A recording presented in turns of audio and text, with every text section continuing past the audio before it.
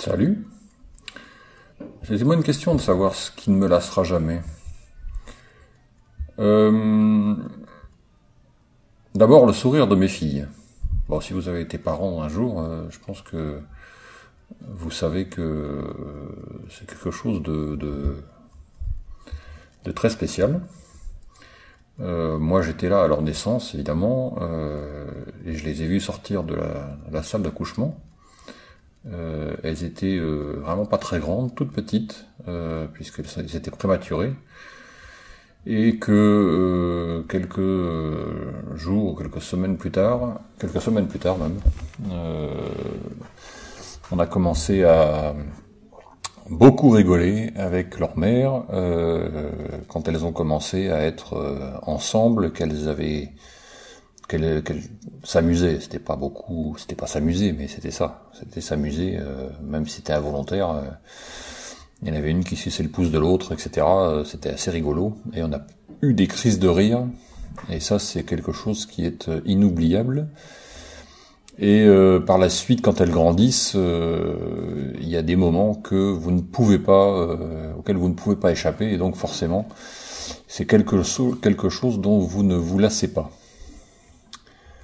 Mais ça, je pense que c'est pour tous les parents, probablement. Après, il y a des choses probablement plus futiles que ça. Alors beaucoup plus futiles, probablement d'ailleurs même. Moi, je suis un grand fan de SF, donc il y a beaucoup de choses en termes de SF qui même à mon âge avancé, à 50 balais, me défrise encore. Encore le don de me passer le frisson, comme on dit. Beaucoup de choses que je re-regarde, même si je les ai vues probablement 50 fois avant, et quelques petites choses à droite à gauche qui viennent, qui arrivent, et qui sont des choses bien sympathiques en termes de SF. J'ai pour mémoire des choses comme Interstellar, probablement, qui est bon, c'est pas de la SF pure, mais voilà, c'est pas du space opéra, mais c'est vraiment c'est du bon, voilà, on peut dire ça. Moi, j'ai beaucoup aimé aussi Seul sur Mars, parce que forcément, j'avais pas lu le bouquin, donc je sais pas s'il y a une différence avec le bouquin, mais peu importe, le film m'a scotché.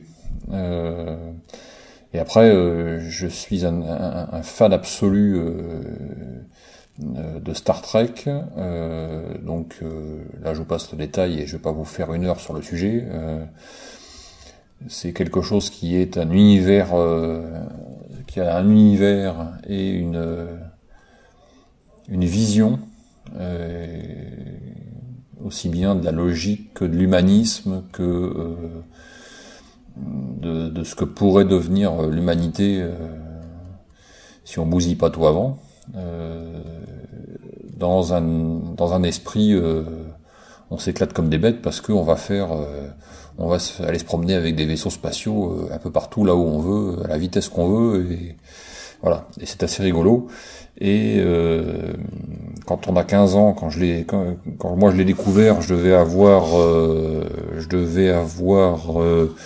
une dizaine d'années, puisque c'était dans les années 80, fin des années 70, début des années 80, quelque chose comme ça. Et tout l'univers Star Trek depuis le début que j'ai suivi, revu, etc., s'est développé, s'est amélioré depuis la série originale, qui effectivement ressemblait plus à une partie de gamins qui jouent dans leur chambre en pyjama, avec des décors en carton. C'était à peu près ça, mais les histoires étaient bonnes, même si les décors étaient d'époque, hein, si je puis dire, et les effets spéciaux aussi. Mais les séries qui sont venues derrière ont renouvelé le genre, les films ont bien renouvelé le genre aussi, y compris les derniers qui sont sortis, que j'aime bien. Moi, personnellement, je suis très très bon public en termes de SF, donc il n'y a pas de souci avec ça. Je suis assez, j'aime beaucoup, voilà, pour être clair. Je trouve que c'est une excellente idée d'être parti dans une autre direction, avec une autre façon de voir la chose. Enfin bon, ça dénature pas le truc. Il faut se laisser porter en SF et c'est l'un des rares domaines artistiques. Enfin, c'est pas artistique, c'est aussi artistique, mais c'est l'un des modes d'expression en termes de cinéma et de séries et des choses comme ça où on peut faire à peu près ce qu'on veut sans être bloqué par quoi que ce soit derrière. En termes de limites. Et il faut arrêter de se prendre la tête avec le respect le respect des bases scientifiques, avec un certain respect d'un historique, d'une série, etc. Alors je parle particulièrement de Star Trek puisque c'est le cas et c'est d'actualité. Puisque la dernière série qui est sortie, Discovery, avait la prétention de démarrer avant les séries qui avaient déjà été tournées. Et comme ils avaient la prétention d'essayer de coller au maximum à l'histoire, tout en racontant autre chose, on va dire, on peut dire qu'une certaine frange des fans absolus de Star Trek se sont... comment dirais-je, ont bouffé leurs pastilles. Mais c'est pas mon cas. Moi, j'ai apprécié la série pour ce qu'elle est, c'est-à-dire une très très bonne série de SF dans un univers qui existe, mais que objectivement, il est difficile de respecter dans tous les sens du terme, tellement il est étendu, tellement il a été développé par ailleurs. Voilà. Donc c'est un des univers de SF qui ne me lassera jamais, probablement. D'autres univers de SF, en particulier de séries, moi j'adore Babylon 5, qui est une série très très méconnue en France et en Europe, mais qui probablement l'une des meilleures en termes d'écriture. Alors elle a vieilli en termes d'effets spéciaux, etc., puisqu'elle date quand même d'un petit moment. Mais j'avoue que là aussi, on y retrouve un certain nombre de choses qui sont basiques et qui sont très très bien développées et très bien écrites et qui trouvent une finalité. Donc ça, si vous ne connaissez pas, je vous engage en passant au-dessus du phénomène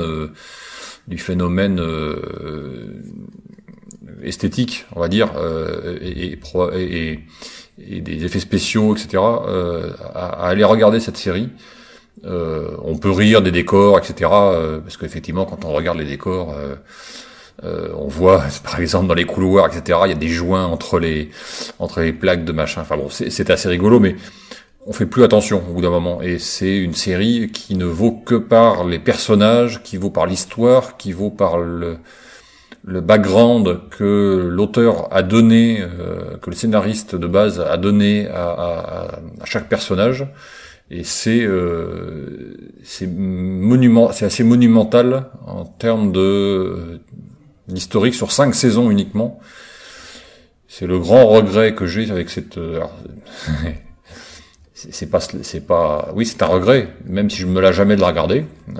C'est un regret quand même que cette série ait été aussi courte, mais en même temps, elle avait été écrite comme ça. Voilà. Donc, et en même temps, il a rajouté une saison, donc il y a eu 5 saisons au lieu de 4, alors qu'à l'origine, elle a été prévue pour 4 saisons. Mais voilà, ça je vais pas vous faire toute la litanie là-dessus, c'est un peu rigolo. Mais ça, je ne me lasserai jamais de cette série. Il y en a d'autres que j'aime beaucoup et qui.